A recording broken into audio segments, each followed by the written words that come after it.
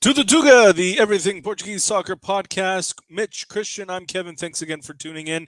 And boy, do we have a lot to talk about as Portugal has clinched a spot in the World Cup qualifying playoff final against North Macedonia as they pull off a massive upset against Italy. I'll be honest, guys, I'm kind of glad it's not Portugal versus Italy. Not that I was worried about the Italians, but in the off chance we would have lost, to have to deal with the Italian fans, that would have been difficult. But all right, enough of that though. Portugal defeats Turkey 3-1. Let's talk about that game. Fernando Santos, I mean, we kind of talked about it ahead of time. Some of his lineup decisions were a little questionable a few minutes before the game. Some of them ended up being the right call. So I throw it to you guys. How did things look for Portugal? 3-1 over Turkey. Christian? First of all, shout out to Richie Ferrer for hosting all of us at his house. It might have to be the new hotspot for us to watch the games. Also, I don't know if it was a good omen to order Italian sandwiches before we ate because, yeah, man, it didn't go out so well for them. Buddy, it was like 36 shots to 4, and man, Macedonia pulled it out. Man, it was awesome. Like, I mean, a part of me wanted Portugal to play Italy, but obviously, if I had the choice, I'd pick North Macedonia. That being said, it won't be an easy game because, I was just checking on the way here some of the teams they beat. They beat Germany away. They beat Italy. They beat, I believe it was Armenia 5-0. And I don't know if you remember. We'll get to that in a second. Let's go with Portugal, Turkey, though. What happened there? Why was Fernando Santos making the right decisions here? You know what? I gotta bite my tongue here, and you know what? He's gonna say it. I love it. No. I say a lot of stuff, but I'm really good with owning. If I'm wrong, I'll say it. And before the game, Mitch is my witness. I was bashing the Otavio story. I was like, Otavio this, Otavio that. Really, Otavio? You should have done this. You should have done that. But I'll be the first one to say it, man. He had a hell of a game. He having him start. You know what helped Portugal a lot, man. He was pressing high. He was winning balls back. He scored and had an assist. And you know what? Another player I like that start was Diogo Costa. That was a huge risk for Fernando Santos. He's a really young guy, hasn't fully proven himself. But personally, I don't know what you think, Mitch. I think him playing added a lot to our team just because how good he is with his feet. That gives that extra dimension of, he can pass the ball back, swing it left and right, whereas Patricio, as you know, isn't the best with his feet. Yeah. There was a few surprises. Diogo Costa and Otavio being the two main ones that we saw. We were really trying to figure out we were really trying to figure out how Otavio was gonna slot into this formation. Was it gonna stick to the classic 4-3-3, which it basically was, except Otavio did help out a little bit more in the midfield, but it was a kind of a makeshift 4-4-2, 4-3-3 with Otavio playing almost like a false extreme. And doing, like you say, a lot of that high press work. He's got a super high work rate, and that's something that we see week in, week out in the Portuguese league. But he showed it again, for Portugal today. He was as they say in Portuguese, like he was just all over the field, that high press, chasing down balls, and then of course he's really good with the ball at his feet. So his distribution game was on point. He was really good. His reaction time on the goal was phenomenal. I mean, he was the first one as soon as Bernardo Silva, the ball came off his foot. Otavio was running towards the net. So there was a lot of good things that he did. I think Diogo Costa was another one that we questioned before the game. Was this the right time for a guy like Diogo Costa to start to make his way as the number one shot stopper for the Seleção? Obviously he proved he had a decent game. I don't know that he was tested all that much. I think you make a really good point. He played well with the ball at his feet, which added and it's almost that extra man, right? It's that 11th man that you can kind of count on at the back, and that extra sweeper, if you will, to kind of take the ball and be that outlet, that extra outlet, which in a couple of occasions proved useful. But all in all, as much as we've roasted Fernando Santos on this podcast a few times, once or twice, I have to, and like you, Christian, I will give credit where credit is due. He got it right. He made some very, very pivotal choices, and I think choosing two Port players to start in this game at home, I think that had a little bit to do with it too, because playing in front of their own fans, in front of the stadium that they play week in, week out at, I think that had a lot to do with it as well. And emotionally and motivationally, I think it got the best out of those players. So for sure, I think it was well done Fernando Santos, well done Seleção. A couple things I still wasn't happy about. I think we let off the gas way too much after in the second half, and even after the first goal, we even said it watching the game, they dropped into a different gear. And I think we allowed kind of Turkey to get back in the game. I mean, we're all talking a lot of good things about Portugal, but let's call a spade a spade. If Yilmaz scores that penalty shot, we may be having a different conversation, right? Yeah, for sure. 1,000%. Another thing, sorry if I cut you off, but one other thing I don't want to go without saying is the addition of Bernardo Silva in the midfield. Yes. I've talked about it a lot in previous podcasts. He's been playing that in Manchester City. And I don't know what you guys think. I think him on the ball in the midfield helped us so much. And a guy like João Moutinho behind them, pulling guys back. He does things off the ball that if you don't really understand the game, it would go unnoticed. But if you have a little bit of higher soccer IQ, you can see how pivotal he was in that midfield, dragging guys back, pulling guys off. Those passes in the midfield, I feel like that was another big addition for Fernando Santos. Yeah. They looked very confident pretty much all throughout. I was a little worried about their back line, especially without Pep. I mean, we all know how great Pep is and just how confident he is back there. But you know what? Portugal played really well. They played confidently. They played. They knew what the job was, and they had to get it done. By the way, hello to our North Macedonia fans tuning in, trying to get some intel on their on the other teams. Thanks for watching, buddy. Appreciate it. Exactly right.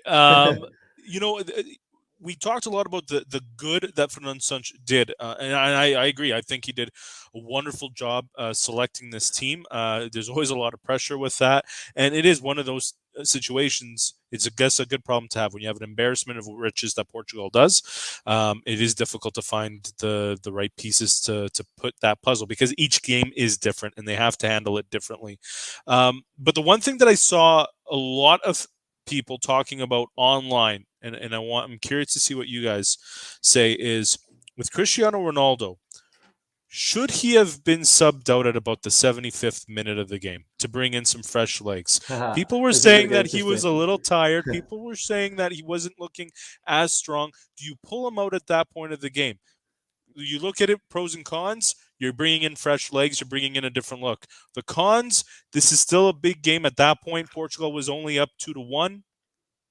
You risk that opportunity that, hey, had they scored on that penalty shot, then you're without Ronaldo for the rest of the game. Was it a good decision? If you were on the touchline, what would you have done? Christian, go first. So we have a group chat that we talk. We have a lot of our good friends are in there, and that was one of the big discussions we had was should he have been subbed off? I was sort of defending him staying on, not because I was against him getting subbed off. If he got subbed off, I'd be 100% okay with it. But my stance was, if he stays on, I am also okay with it, because he is the captain. He is the leader of the team. Yes, he's missing a yard, like my boy Richie likes to say. But he adds other elements to the team. If you ever watch him play, although he can't run like he used to, he's always communicating with the team. Run there, go over here, watch out for this, watch out for that. There's that aspect. He's the captain. People look up to this guy, and he does bring that Ronaldo factor. He can be quiet the whole game, and then out of nowhere, he could score. The counter argument to that is we were winning 2-1. We probably could have pressed high. Okay, I get that. But also 2-1, that's a shaky scoreline. It's nice to have that presence in the midfield that he could score. And he almost did. He hit the crossbar. And one more thing before I let Mitch take the mic here. He's probably going to roast me a little bit. But He also demands a lot of respect. So him being there, people are watching him, man. He's going to have 2 guys on him all the time. Just him being on the field, opens up a lot of space for other players. So should he have got subbed off? Yes, I've been 100% okay with him being subbed off. My counter argument, again, saying is if he stays on, I'm also okay with it. So that's my stance on it. take the mic, Mitch. No. So here's the thing. I totally get your position in the sense that when he is on the field, he will always, no matter what level of fitness he's at, he will always attract 2 bodies at the minimum, because anybody in their right mind is not going to leave Cristiano Ronaldo, no matter how bagged he is, by himself, because there's always that threat level there, which, to your point, will allow Portugal to it will kind of liberate some other players to potentially score and create chances and do all that. However, in this game, Ronaldo was not at tip top. I mean, he had a couple of good plays, good touches, and helped out in a couple of situations that helped us score. But I think if you all can read lips at the end of the game, Ronaldo was not happy, and I believe the words he said to Elie Duval at the end of the game was "grande merda." He's his own biggest critic. I think he would be the first one to say that he was not on his game, and he was not a contributing member to the team. To me, the last half hour of the game, he was not a contributing member of the team. I think he was actually a hindrance to us. And when you are, to your point, when you are 2-1 up, you need 11 guys on that field who are chasing balls down, who are active in the play. And I think at that point, as a coach, you have to do what's best for the team. And where I get upset with this argument is the people who stand up and say, you can't take Ronaldo off because of who he is. That's where I get upset with this argument, because this is not about Cristiano Ronaldo. This is about a Seleção Nacional.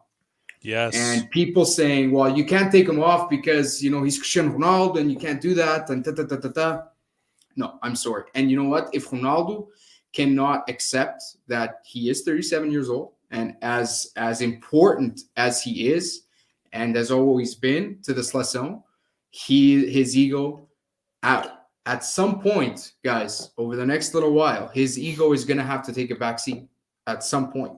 And I think that has to be abundantly clear to him.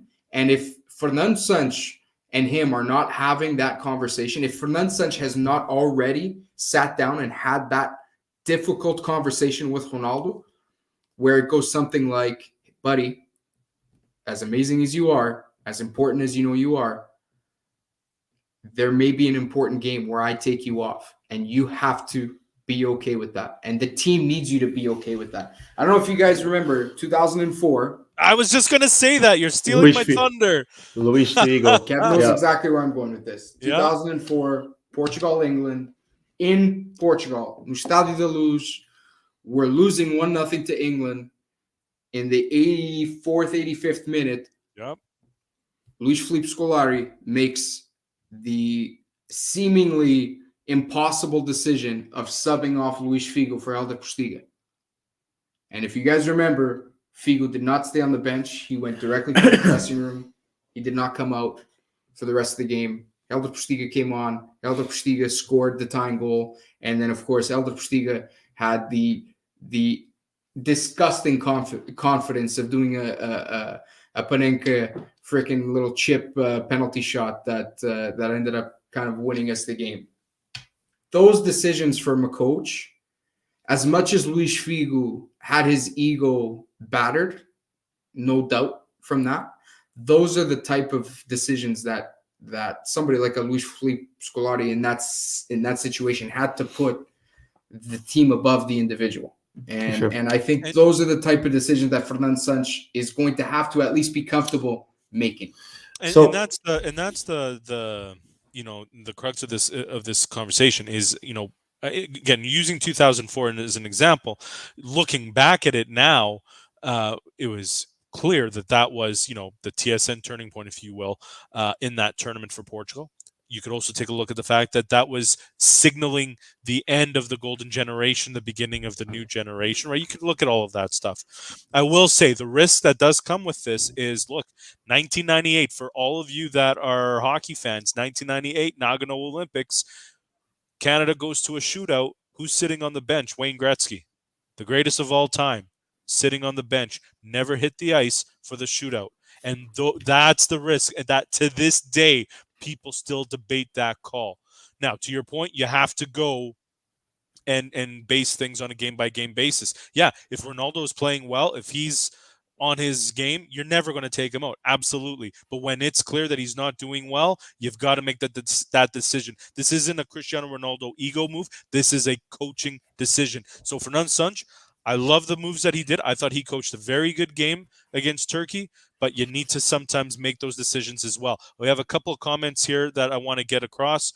Kevin Geralds, thanks for tuning in. He says, yes, Ronaldo was tired. Couldn't chase balls down. He was completely gassed. We were winning. We didn't need to score. We needed to defend. Fernando Santos was too scared to do the right thing. He also adds the team is more important than any player. You are 100% right. And Richie as well tuning in. Thanks for tuning in. Says Turkey was growing and sensing they could push forward. Major reason why Turkey almost drew level was due to our lack of forward pressing, and we need to learn how to close out games. So really interesting insights there. The one thing that I thought was really interesting too, Fernando Santos after the game, he kind of talked about how everything was going well, and then they kind of fell back. They weren't playing as cohesively. They were almost defending too much there. But the way he kind of said it, and maybe I didn't hear it, I only read the kind of transcript from it. So again, sometimes things get lost in translation or so forth. But the way I read it almost kind of came across that Fernando Santos was like, hey, this is kind of on the players in the sense of they are the ones that need to kind of pick it up there. I don't know if you guys read it the same way or not, but that's certainly how I saw it.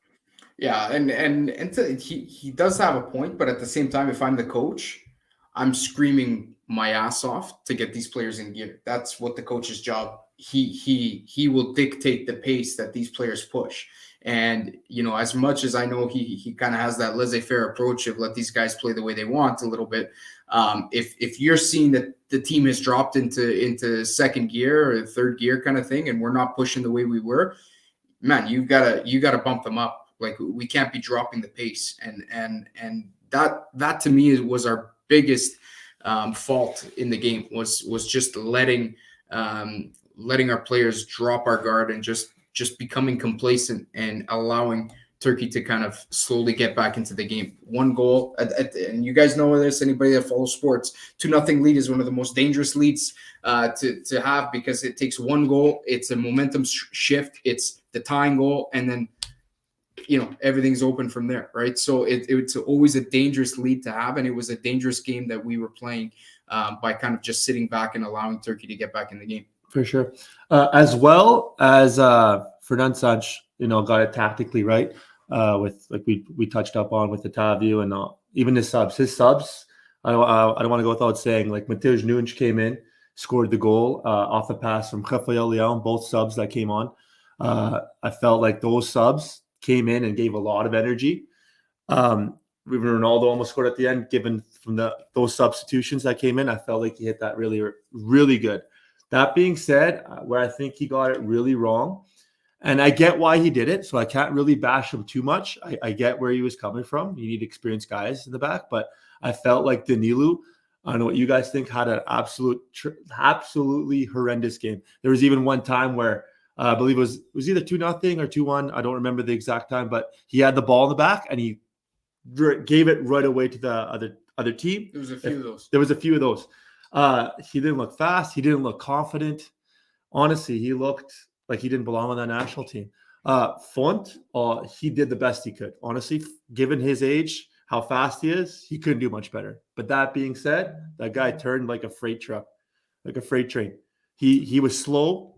although he came back, he did some good tackles, but even when he had the lead on guys, he was still barely getting there and going. I understand Diaz is gone. I understand Pep will be back. I get that. But I would have liked to see a guy like Inacio come in.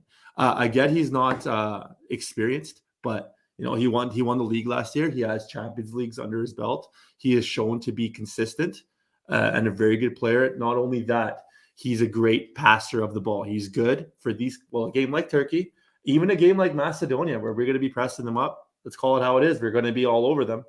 Whether we score or not, they're a very organized team. But a guy that can pass the ball up through the back, like Inacio, I would prefer him even over a guy like Font or even Danilo. So I think would have been a good time. Although it's a little bit of a stretch, I'll repeat myself, that he wanted to go with his experienced guys. So I'm not going to bash him too much for that.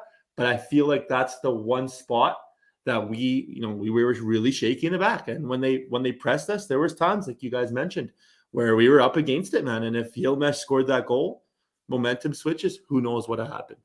So it'll be interesting to see how things change once. Pep will almost certainly be thrust into the lineup as well. So, it'll be interesting to see how that changes and how he changes tactics going up against North Macedonia, because that was odd. We're getting fun little audio here. Look, I think what's going to be interesting now is Portugal. They managed to get the win, 3-1. They return to the Estádio do Dragão tomorrow, where they take on North Macedonia. Everyone was expecting it to be Italy. We did talk about how, hey, you can't take North Macedonia for granted. You mentioned it earlier in the show, Christian, that North Macedonia, they beat Germany in qualifying. They have now beaten Italy as well. Like, this is a team that, look, it's shades of Greece in 2004. They're going to be holding back, and then it's that one counterattack that they're going to make it count. And you have to try and take advantage. I think Italy had like 35 shot attempts or something like that against North Macedonia, which is just out of this world. If Portugal plays the way we know that they can play, and with the offense that they have, in theory, this should be an easy job. But, as the Italians showed, this is going to be no pushover. So what do we think going up against North Macedonia? What does Portugal have to do to beat them? And then we can discuss the possible lineup tweaks that you would make. So let's start off with North Macedonia. What do we do to beat them? How is that game going to play out? Well, I think just looking back at the Italy game, we were obviously watching the Portugal game, so we didn't get to see, minute by minute what was happening. But, I watched pretty extensive highlights of the game. And the one thing, and talking to some Italian friends of mine, one thing was that Italy just could not finish. They were not clinical enough in the final third. They could not put the ball in the back of the net. And I think that is the one big difference that we have over Italy right now is I think up front we have a lot more clinical players that can put the ball in the back of the net and, put the game away early. And I think that's one of the major things that we need to try and focus on. I think we need to come out with the same intensity that we did against Turkey. I think we need to take the game to them. We can't sit back. And that's a big thing. We need to take the game to them, and we need to be clinical. And it's going to be a tactically frustrating game, because I feel like Macedonia is going to do very similar to what they did against Italy. They're going to put 11 guys behind the ball, and they're going to try to hit us on the counterattack. And to Christian's point, I think we need to be very careful with our center back selections, because on the counterattack, the one thing that can kill you is speed.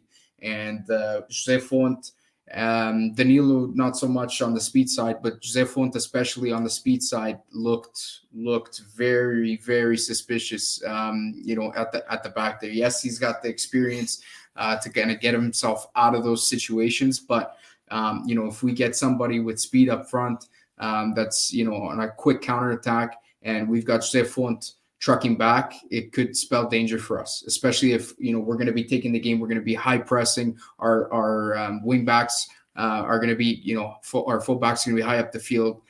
So it's going to be one of those things we need to be very, very careful that we don't concede on the counter. And to that point, Christian, you're 100% right. Danilo doesn't have to me, he doesn't have a spot on the field, let alone at center back. Pep is going to be back for this game, which is good. So I think Pep replaces Font, and then Pep will naturally replace Danilo. And then the question is, do you go with a Pep Font dupla, or do you go with Pep and potentially somebody like Gonçalo Inácio or Thiago Diallo? I think this is the time for Gonçalo Inácio to step in. And, I don't know if Fernando Santos will risk giving him the start in a game like this. But I think the risk reward versus starting Inácio, who maybe be a little bit inexperienced, versus Font potentially getting caught speed wise, I think I take the risk of Inácio's inexperience over the risk of Font's speed or lack thereof. For sure. Yeah, our back line is going to look a little different, like you mentioned. You touched up on it pretty good. Is Pep will come in, and also a guy like João Cancelo. They're going to add a lot to our team. Like you touched up on already, Font or Inácio. I mean, after what we've seen, Font couldn't do much better than what he does. So you can't really hate on him. It's just his age. It's who he is. I think it is time for a guy like Inácio. I know it's a do or die game. I get what like people's concerns would be, but man, we need some speed. Especially since Macedonia, that's how they're gonna get us, is on the counter attack. I mean, need some pace back there. So, and they're gonna have Elmas back from Napoli. One of the best players, arguably their best player, is gonna be back in this game. Our Macedonian buddy here, you already touched up on it. There's two players back from suspension there for North Macedonia, so they are going to be a vastly different team.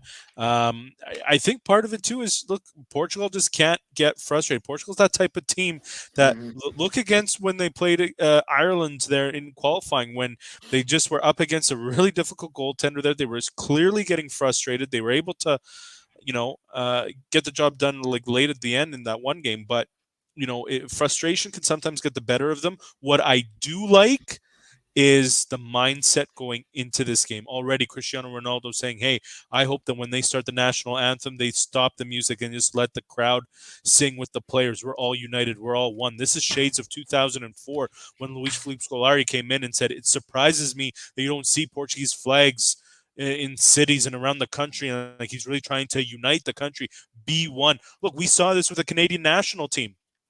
They're on a roll. They finally qualified for the World Cup, first time since 1986. Congratulations, by the way. A couple of Portuguese players, Steven Vitória and Steven Eustáquio. But, John Herdman, their coach, he has a sword with him, and he's knighting all the players so they can be a part of a brotherhood, part of one.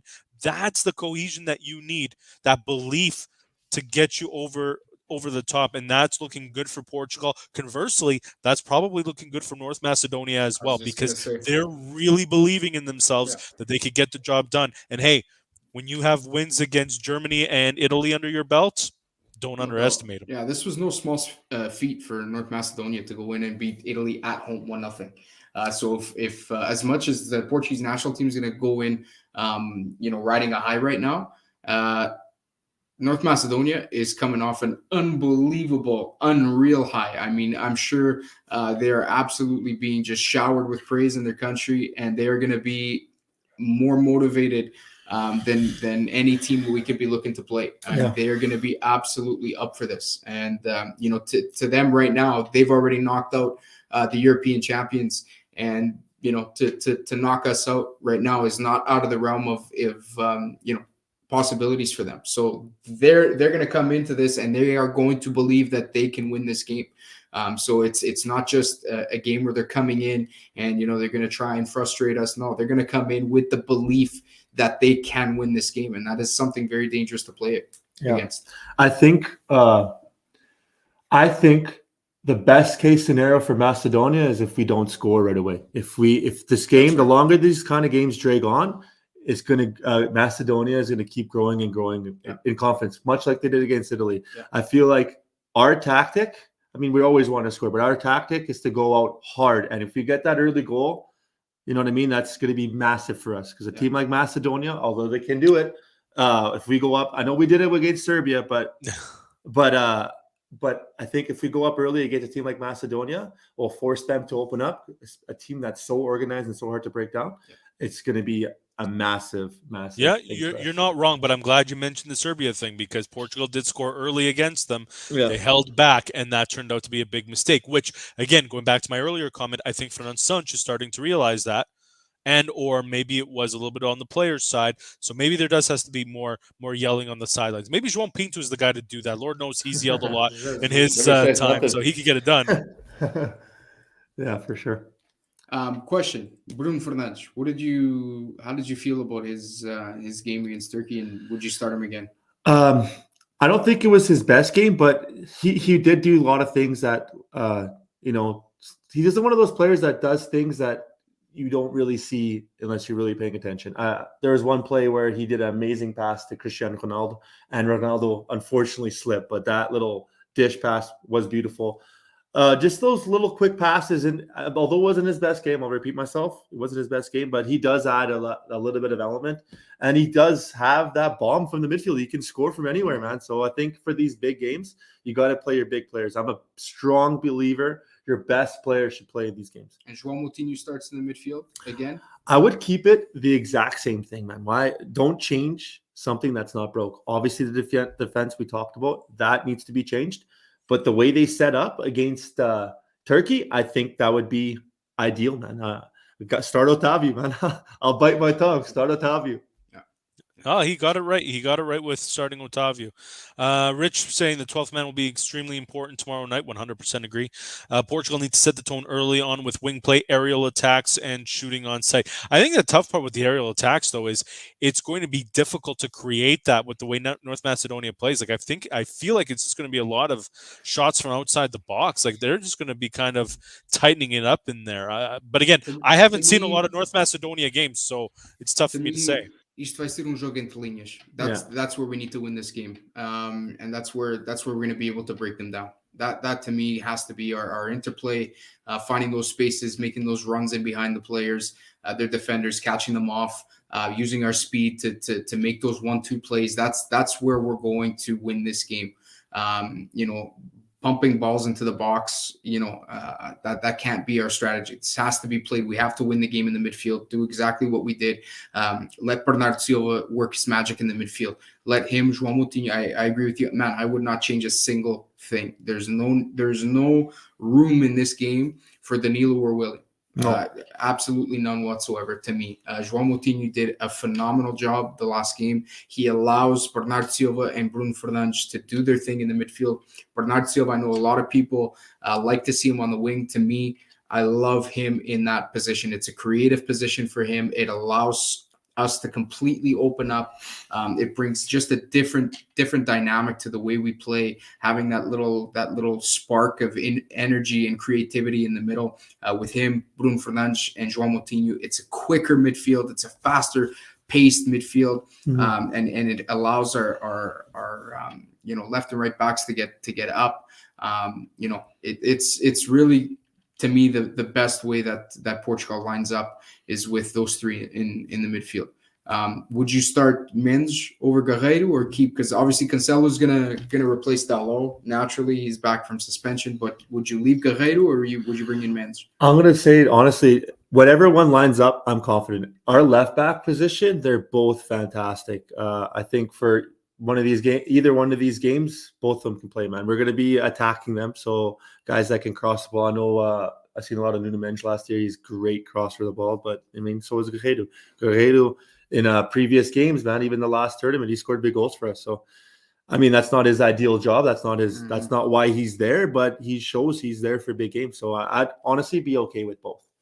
And then, like you touched up on, João Moutinho, Bernardo Silva, Bruno Fernandes, not only do they add more quickness in the midfield, but in a game that, like against Macedonia, we're going to need to open up spaces. We're going to need some creativity there because they're so solid. They're going to be so hard to break down. Sometimes you need those players, especially like a guy like Bernardo Silva. Nobody does it better, man. Good luck getting the ball off that guy.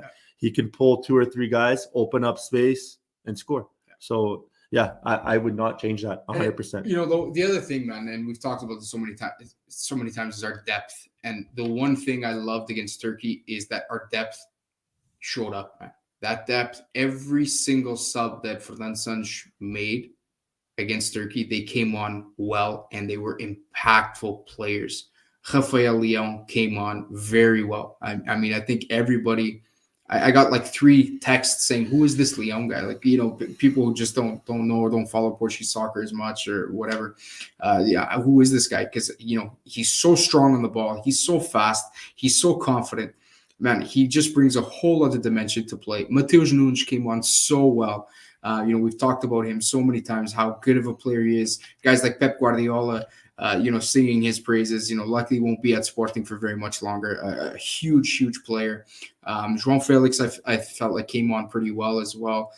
So it was one of those things, man. When we talked about what Portugal needed in order to get through these 2 games, we said one of the biggest things is everyone outside of Cristiano Ronaldo needs to step up and has to step on stage and show that, this is not a one-man team and that we have a ridiculous embarrassment of talent and we can come to play.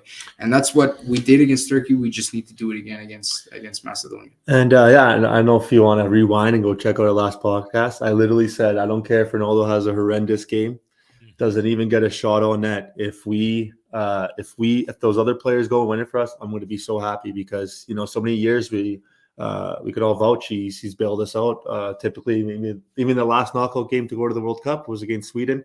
He single-handedly brought us over. It's really nice to see other players step up. Yeah, talking about Rafael Leão and Mateus Nunes, there's also chemistry there, man. They grew up together, man, since they were 12 years old, 11 years old. They played in the academy together.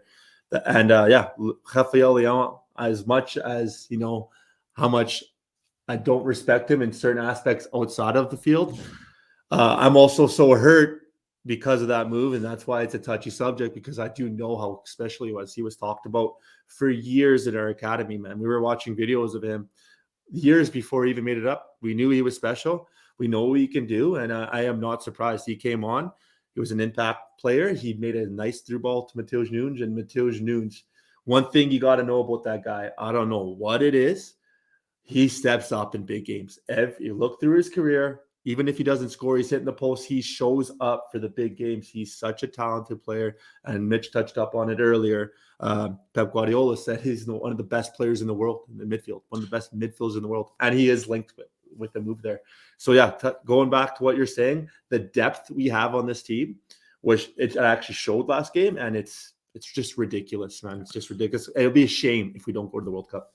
Our North Macedonian friend makes an interesting point with Elmas on the field. Again, he's returning back from suspension. I feel like we won't play as defensively as we played against Italy. Look, that could be a terrible thing actually for North Macedonia. If they're not playing as defensively, I think Portugal is going to be able to exploit that and take advantage. On the flip side, you also don't want Portugal to get too cocky because you have one little slip up. And if they get a lucky goal or a well-deserved goal, whatever, but if they get a goal, then it's Fort Knox, and it's going to be nearly impossible to crack through them. So it is going to be very interesting. I think to that point, I think where Elmas has the potential to hurt us is, like I said, on the counterattack. Oh, yeah. When they're on the counterattack, a player like Elmas can unlock, a defense, quick move here or there, and that's where a player like Elmas can hurt us. But, I mean, with all due respect to Macedonia, this should be every day of the week. Portugal should be winning this game with the talent that we have. This should be every day in the week. Italy said the same thing. Potatoes. Yeah, that's the thing we need to watch out for. Yeah, I also wanted to give a shout out to Ristovski, the former the former right back for Sporting. He was best friends with Bruno Fernandes. There's a famous clip if you want to look up. He's when Bruno was about to leave. He went on the bus. He's Portuguese, not bad. He said, "Estamos fodidos." That's what he said when he left. I'll never forget that line. So shout out to him. Him and Bruno I'm sure they're gonna have some laughs before the game. Absolutely. Okay, so let's do some predictions here as we kind of start to go down. And before we get to the Portugal game, let's go to a couple of updates. Path A in UEFA. Wales with a 2-1 win over Austria. Gareth Bale with some fantastic goals there. They will take on the winner of Scotland, Ukraine. Obviously, because of what's happening in Ukraine, that game is going to be played in June. So we won't find out the winner of that until June, which means on Friday's World Cup draw, they will likely say the winner of Path A goes into pot. I believe that it'll be pot 4, but I'm not 100% on that one. Path B, Poland got through automatically as Russia was booted out of the tournament. Sweden with a 1-0 win over Czech Republic. So it'll be Poland versus Sweden. And obviously then there's path C, it's Portugal versus North Macedonia. So we're obviously not going to talk about Wales because that game is still up in the air. Poland, Sweden, who wins that one? You know what? I have a lot of good Polish friends, so if they heard me go against Poland, they'd kill me. So that being said, Lewandowski, I feel like he got robbed his Ballon d'Or. He has a little chip on his shoulder. I think he'll show up and he'll win. Before we move on, I wanted to ask you guys something. There was some controversy. Well, not so controversy. There was some debate, I should say, because Poland, like you mentioned, went through. There was a debate saying that should the third place team in their group, Slovenia, go through and play them instead of Russia? Or there was another team, I'm sorry, it slipped in my mind, that had the highest points as the third place position to play Poland so they don't get a free pass. I don't know what your guys' opinion on that. Maybe just touch up on that real quick. Yeah, I would have been fine with that. I thought the free pass was. I didn't agree with the free pass. I felt like they needed to play a game. They could choose who that was in as fair way as possible, but I did not agree with Poland's free pass. I did not agree with that. I agree with Russia not going, but I don't agree with the free pass. So that's just my. Yeah, I think had it been a little bit more time, I would have been like, yeah, you can't have the free pass. But I think just given the time frame, it almost would have been a competitive disadvantage. Now, what they could have done, because Scotland and Ukraine are being played in June, what they should have done is said, okay, hey, Poland, you're not going to play your game now until June either against Slovenia or whomever else. For sure. And then, so that's what they should have done. But if they weren't going to switch it to June, I'm okay with pushing forward because it would have been a competitive disadvantage to bring a team at the last second into it who haven't had a chance to look at the tape, who haven't had a chance to prepare. So that becomes just a little bit different from that aspect. I'm with you guys 100%. So that brings us to the main event for us anyways. Portugal, North Macedonia. Well, by the way, I picked Sweden to beat Poland. Oh, you picked Sweden to beat Poland. I picked Sweden to beat Poland. Yeah. Okay. And you know what? Actually, I got to make that pick as well.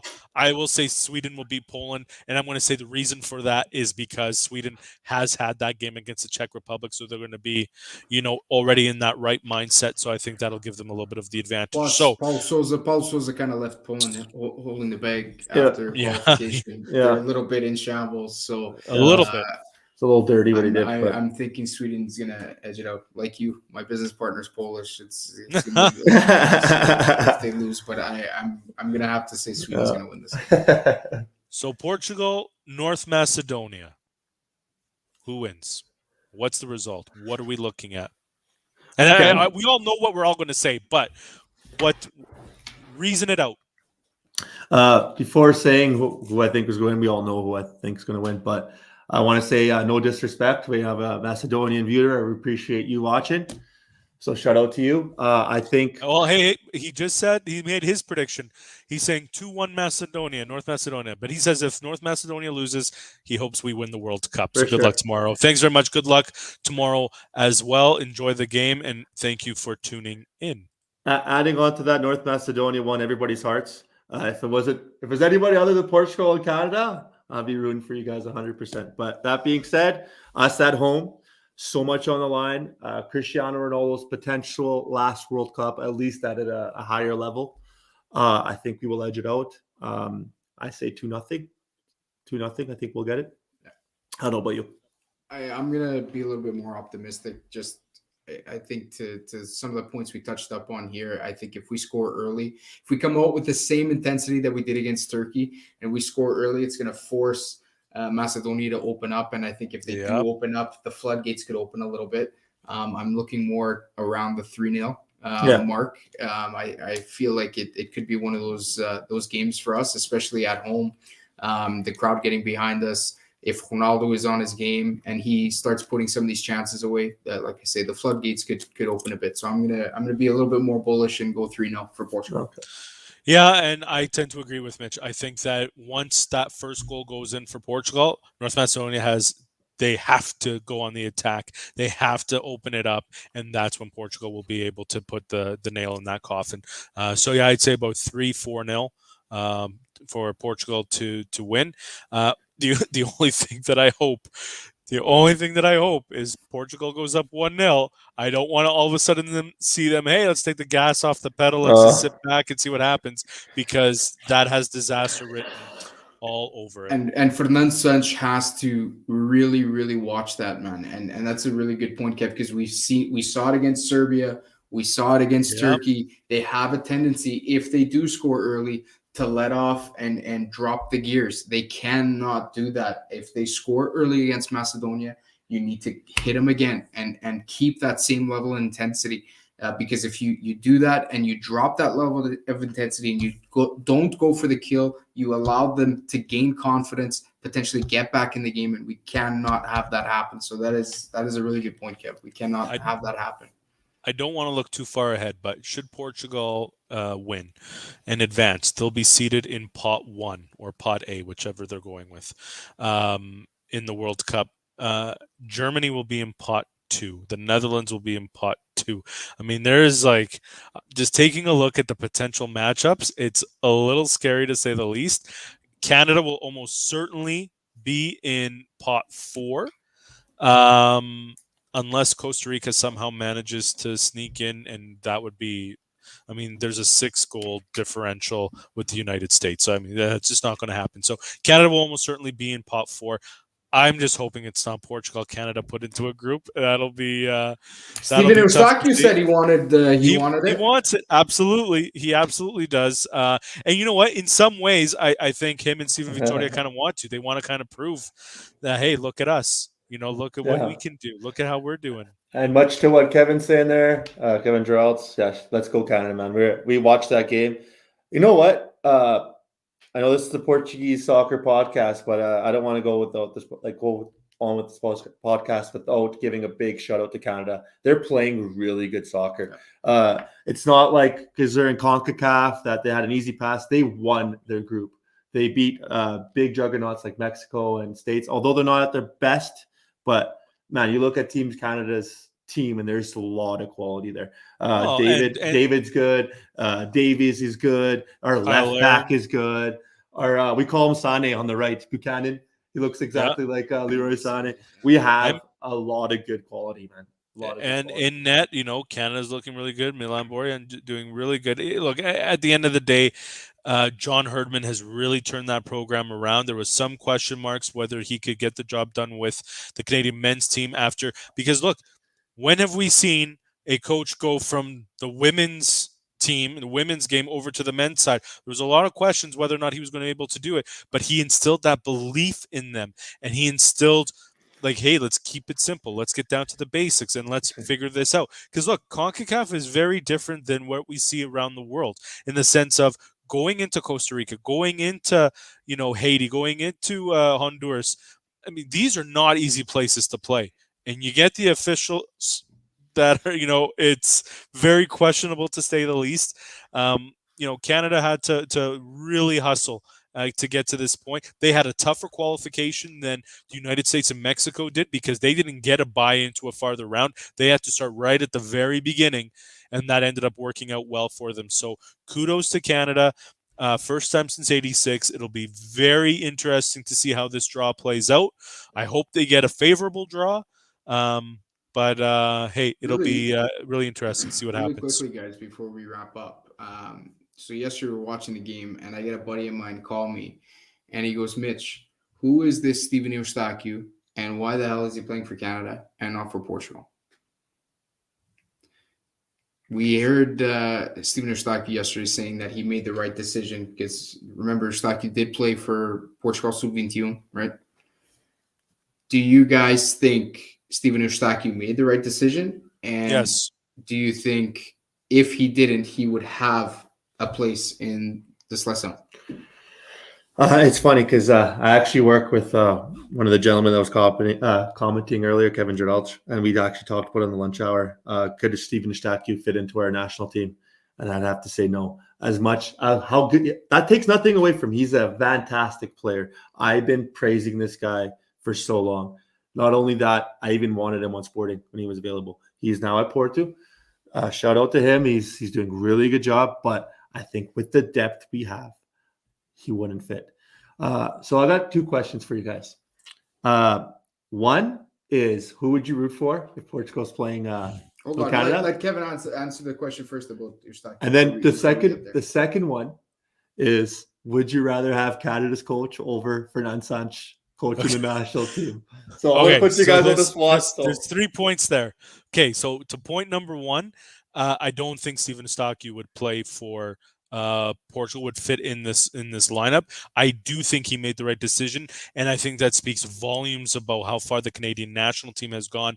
That guys like Alphonso Davies, that guys like Steven Eustáquio, guys like Steven Vitória are choosing to play for Canada, unlike back in the day when Owen Hargreaves went to England instead.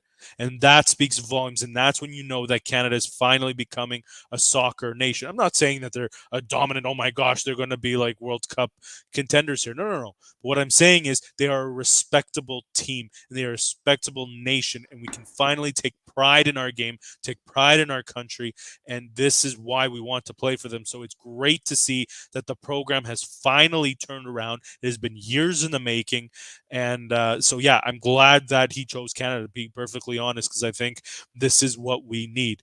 To your other 2 questions, I really hope Portugal doesn't get drawn into a group with Canada. It would tug on my heart, because I really would love to see Canada do as well as they can. Obviously, Portugal's the team that we've grown up with. That's the team that they've always been. I shouldn't say they've always been a great team, but since I can remember, my first memory of Portugal was Euro 96. That's when I first started getting really into it. So as far as my entire time, they've only ever missed the one tournament, World Cup 98. So Portugal's always had that success, so it's easy to always be there, whereas Canada, other than the Gold Cup in 2000, this is their first time, their first shining moment. I mean, 1994 or 93 when they lost to Australia in the playoff to get and were unable to qualify for World Cup 94. And your what was the other question there, Christian? It was you still didn't answer. If they went up, who would you go for? Who would you slightly lean towards?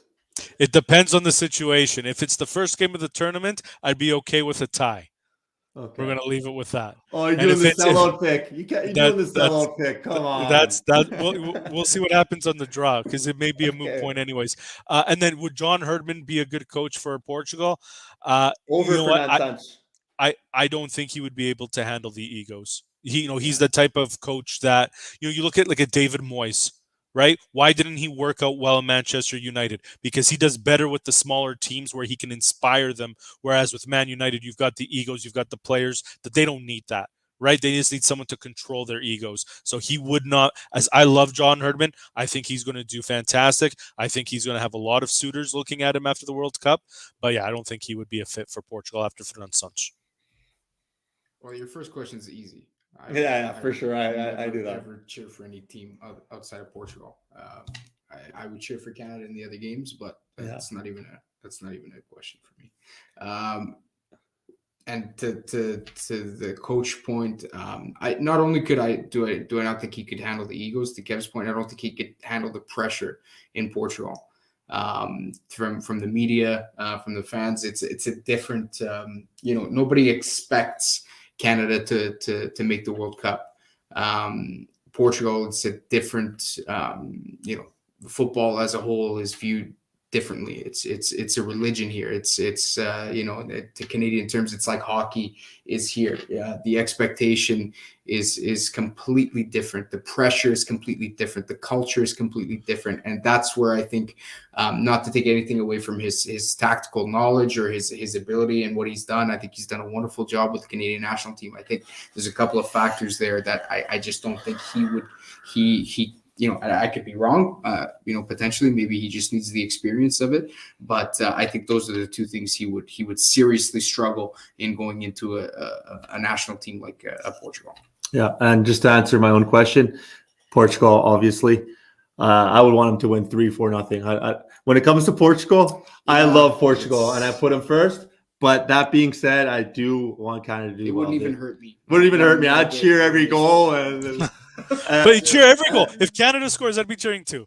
Right? Really? I'd be pissed. I'd be like, you're losing to Canada. But 100%. And then Fernand Sanch. And you don't hear this often, but I'm picking Fernand Sanch for sure. over. Christian is a changed man. He loves Fernand man. I know. And then when Portugal wins tomorrow, Fernand Sanch is going to be leading us in Qatar. I will say this.